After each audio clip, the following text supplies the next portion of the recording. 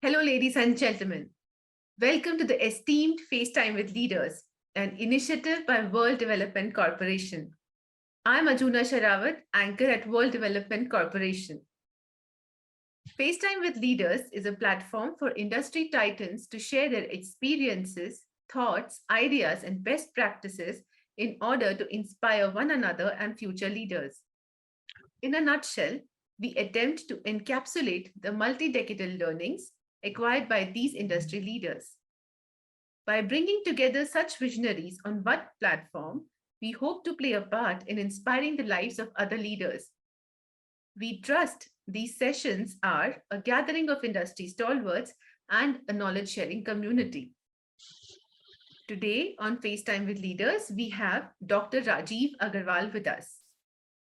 Dr. Agarwal is currently running a mastermind group for teaching financial independence to business owners and individuals. Dr. Agarwal has over 35 years of experience in handling major projects concerning financial management, procurement, and operational procedures, including project planning and budget management.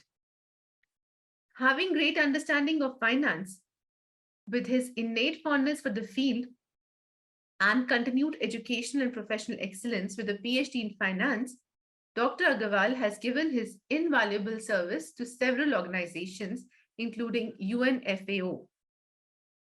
Welcome, Dr. Agarwal, to FaceTime with Leaders. Thank you.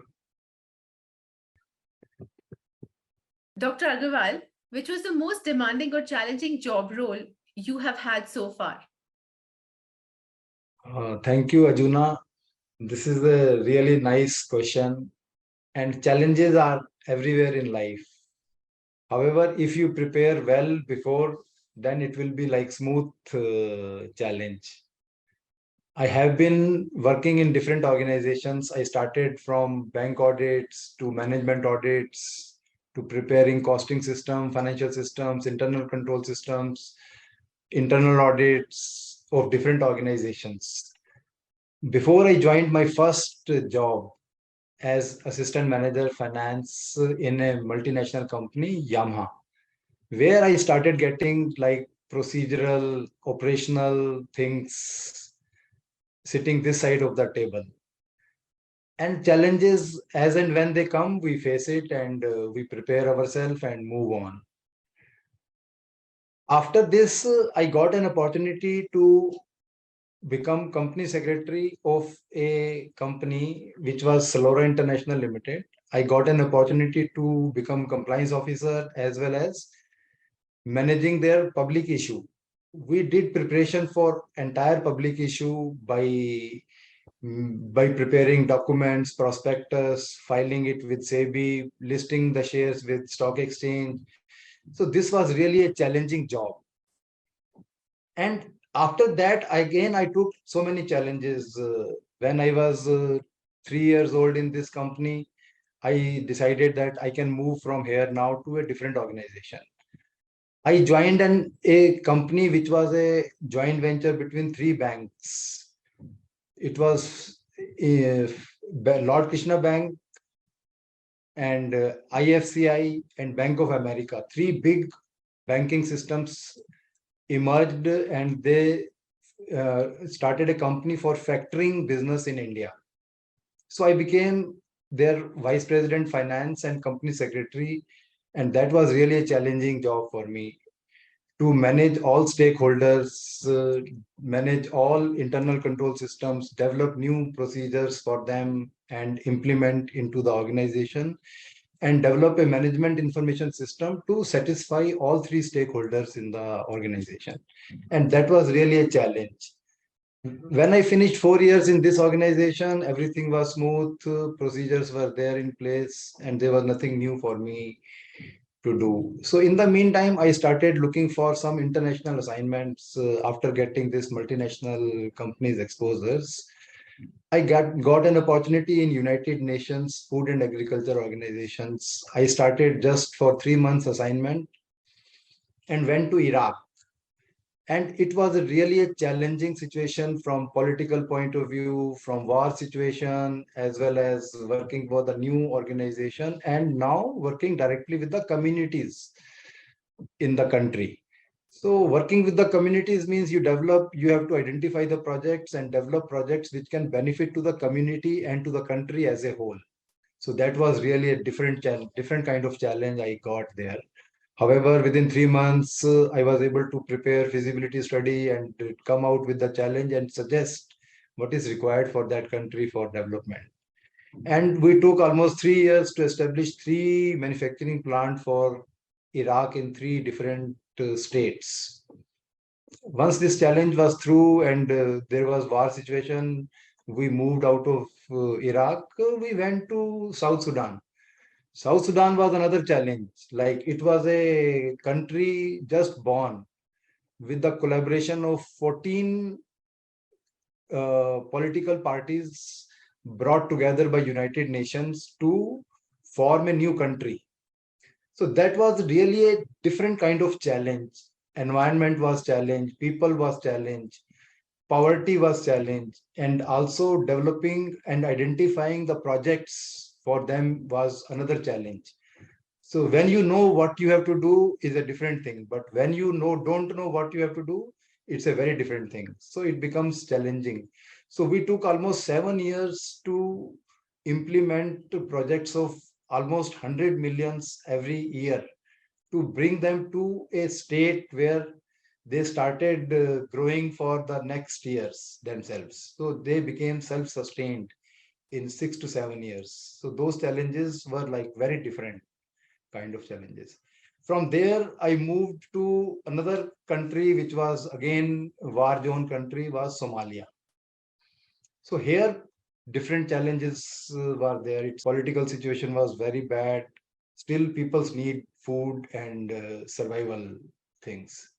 So we developed projects for them based on their needs, and we were able to come out to that situation of serving communities very well. And I was able to serve them for at least 6 years down the line. So everything was challenging, and we keep on changing challenge. We keep on changing the environment, and I was able to survive in all of those environments.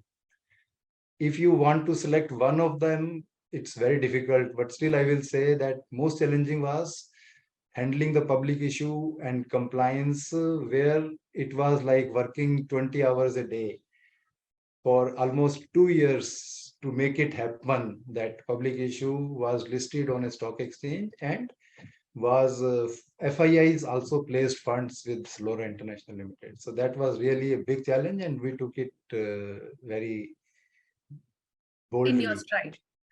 Yes. Amazing.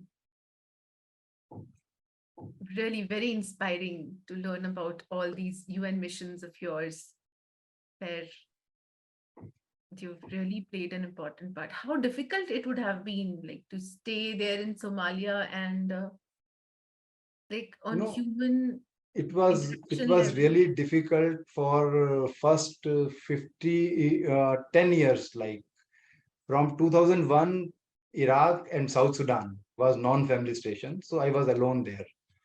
However, I was traveling to India for 10 days in 2 months time. So it was like balancing family as well as working responsibility.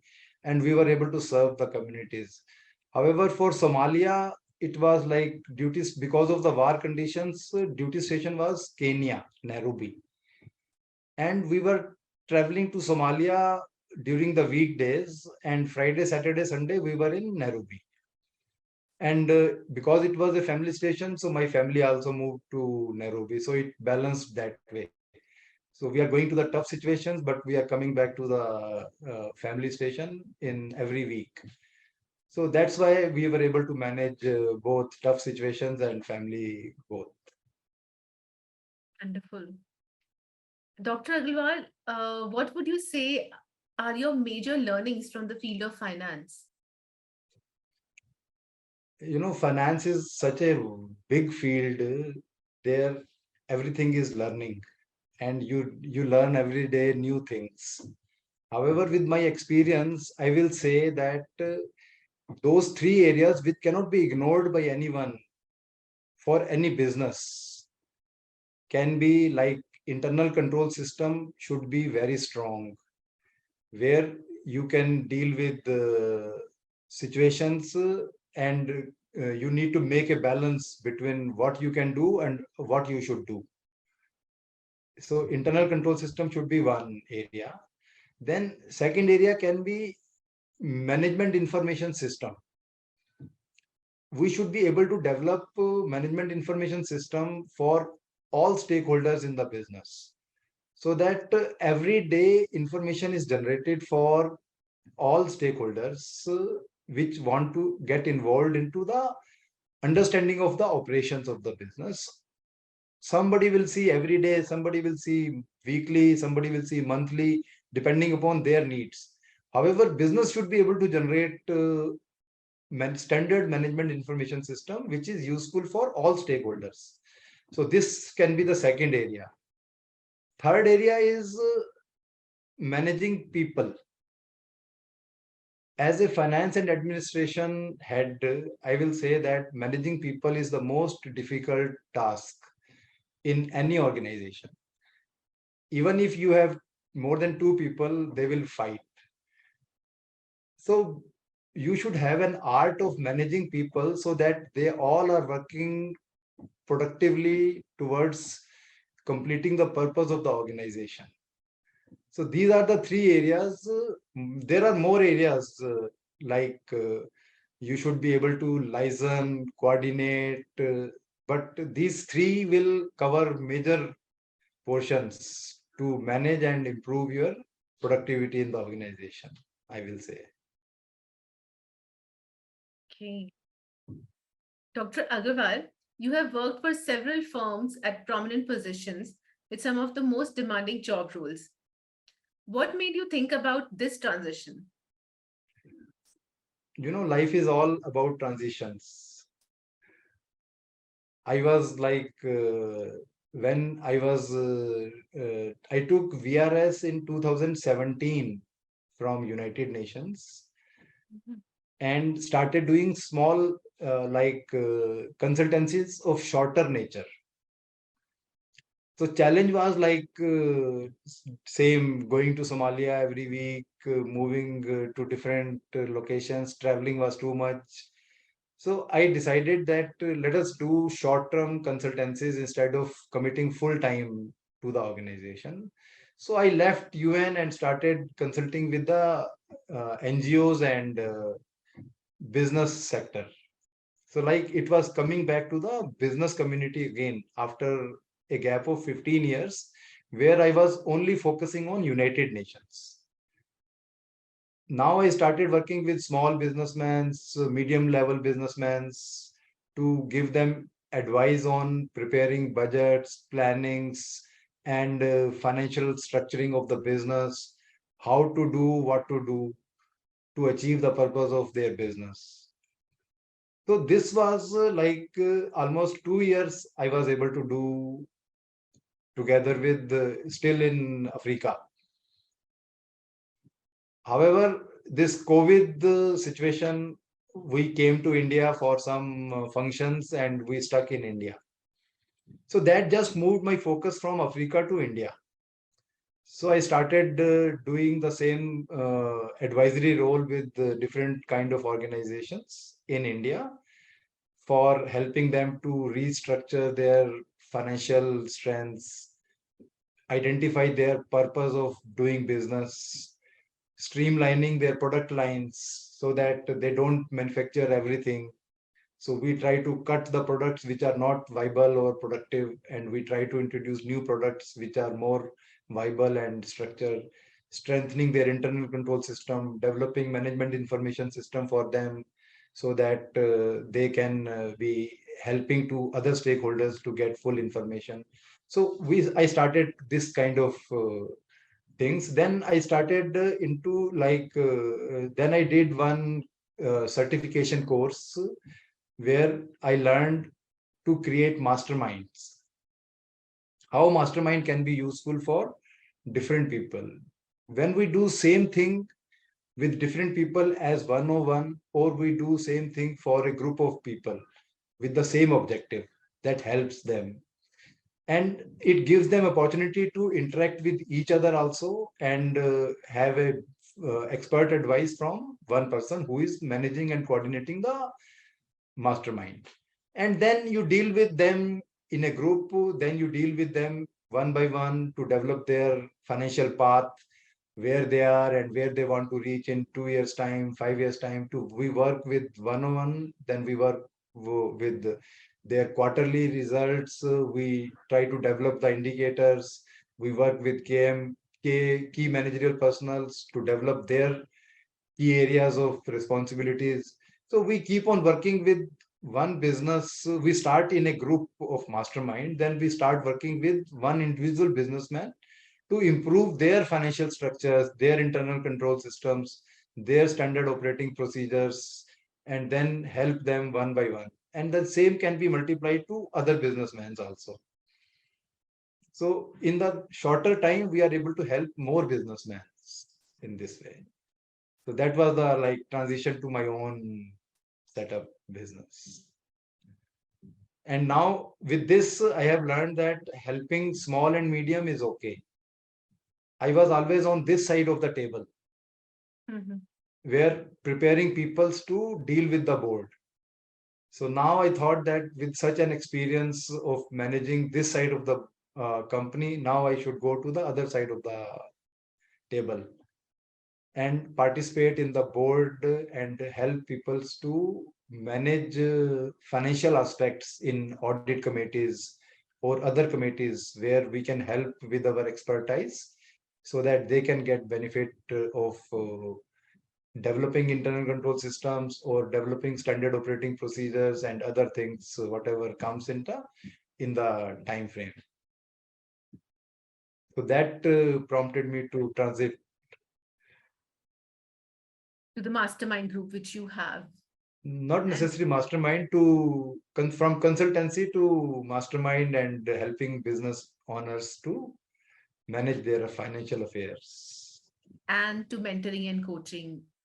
Correct. Right. Mentoring and coaching it's a basically everybody needs a mentor, everybody needs an advisor. However, they are not clear about the questions they have to ask. Correct. Yes. So that is the major challenge I face, that they know Yeah. the problem, but they are not able to frame the questions. Correct. So what we do is we train them to prompt them and trigger them the questions they need to ask. Okay. And when they start asking the questions, then they reach to the solutions of their problems. So actually, it is not providing technical stuff. Technical stuff is available in the books. With the knowledge you have, you can prompt them to identify what they actually need.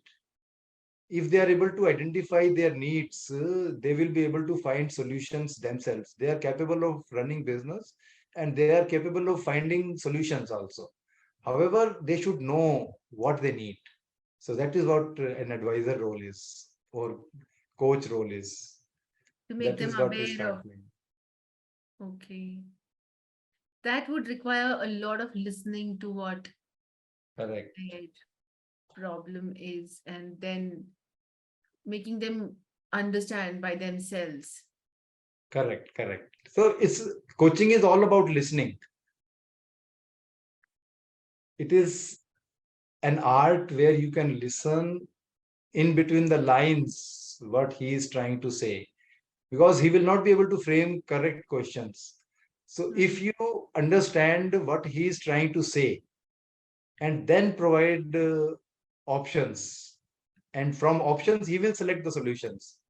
So we don't provide direct solutions, we help them to grow in identifying solutions, so that becomes their habit and they becomes regular in finding solutions for themselves. Very big service being done by you. Thank you. It's a good service to the nation, to the society. Thank you. Wonderful. Dr. Agarwal, the newer technology-based financial model, which fintech is rapidly growing, emerging. What are your thoughts on it? Do you think it will overtake the traditional banking? So you want me to It has always been my privilege to prepare myself for IT. Like in the beginning, I did NIIT diploma for software development. Then I did my ERP for SAP implementation. I am an SAP implementer also. So technology was always part of my life. I was never direct software writer, but I was always part of the finance team coordinating with IT team to implement any software. Even in corporate sector, even in United Nations, I have helped them to implement ERP in the organization. So ERP is something, or software, like fintech is a software which provides ease of operations to any person who is doing banking through that, either using mobile or using computers. It provides security, safety, and speed, which is the most important thing as of now. If everything goes smoothly, we can understand that in the past we were taking 3 days to clear our check. Now it takes 1 minute to pay or receive any kind of funds. So it may be a fintech or it may be a different kind of banking systems they are using, because every bank is using a different system. So using system has improved many things in life. It has improved business, it has increased productivity, it has increased security, it has increased utilization of funds is much faster and much better. So I will say definitely fintech or any other software used by banking sector has improved life for themselves also, as well as users also. However, more users are more beneficial in this case, and cost is spent by banking. So banking also has reduced their manpower, reduced their many operations, many banks which was full of people just withdrawing cash, just depositing check, doing something which can be done at home in 1 minute. All banks are empty. Now they are running out to find people to work for them. So this is the advantage of that system. Fintech, I will say definitely it has changed the life for both sides, banking staff as well as people using this software. rightly said. Dr. Agarwal, since you're now a corporate governance expert, we would like to know what kind of perspectives you can bring to the table. Now, corporate governance is a subject which is growing up in last 15 years, and United Nations is the one which has adopted it by letter and spirit. And I have been working in the system for 15 years, and we can't ignore even single stakeholder in the in doing the business. So I have learned how to incorporate projects and how to build projects incorporating all stakeholders, keeping in mind, and no project can be prepared without ethics preparation, gender balance, selecting communities which are really required to be benefited out of the project. Spend even $1 outside the governance is a crime in UN. So I had been in the system and I have learned how to incorporate corporate governance from the beginning of the project and monitor it till the end of the project when we submit reports to the donors. So donors is the last stakeholder and the first stakeholder, because donor when commit funds, project starts. When donor gets the financial reports together with the monitoring report on activities planned in the project and how they completed practically in the field. So both kind of comparison report along with the financial expenditure on each activity is the prime requirement of the donor. So that ensures that we start with the incorporating all elements of project corporate governance into the project. And this, I'm not saying one project. We had been implementing almost 25 to 30 projects for different donors in each country, in each year. So this is in my blood, like what we need for corporate governance, what we need for stakeholder satisfaction, what we need for communities to get benefit out of the project, how we do this, how we do what we do. So this, when I was in corporate sector, beginning like all multinational companies, has something to do with the corporate governance. However, I will say that they were not fully implementing. Always profit was the major objective. However, still multinational companies have some culture which is coming from their country and they try to implement in this country also. Maybe not 100%, but I was having a feel and touch that yes, this has to be done. This has to be done in this way.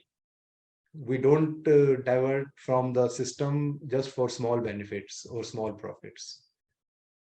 We identify what we should do and we do as it is. So preparing SOP, standard operating procedure, was I learned from the beginning of the means first in my first job was with the Yamaha International, Japanese company, and I know how strict they are in implementing standard operating procedures. So that helps in standardizing everything for everyone. When I say everyone, means all stakeholders should be benefited. So I have been doing this in corporate. I had been doing this in this. Now I want to help companies as a part of their board to see that how much they are doing as a corporate governance in implementing and help them to improve this into their balance sheet and report to all stakeholders. That is what I think. Oh, that's wonderful. That'll be a big contribution. Dr. Agarwal, as you're aware, we are building FaceTime with Leaders community for cross-pollination of knowledge and a community of independent directors for having a better corporate governance in the country. What are your thoughts about these initiatives taken by Mr. Zishan Pathan and Mr. Heval Mehta and the whole team of World Development Team? I will say these are like once in lifetime opportunity. For like I was always having in mind that I can be helpful to board of directors in many ways, but I never thought it and make it concrete to do this and so that I complete the requirements of helping them actually in joining the board of directors. I have been attending board meetings as a company secretary for Salora International, for this joint venture of IFCI, Lord Krishna Bank, preparing everything for meetings before and after. And I have been part of the meetings also, and I had been part of the discussions which was happening in the board. But I never clearly decided that I should become now independent director. But this initiative of Jishan and the team of Director Institute has really prompted me to join this course so that I complete my certification and reread those things which I was studying 30 years before. You know, if I tell you 30 years before, company law was like our Bible. So we know each and every section by heart. And now, after 30 years, this has given me opportunity to go through and read again. And I know everything has come back. So it was not difficult for me to revisit the areas. However, I never studied company law after that 30 years.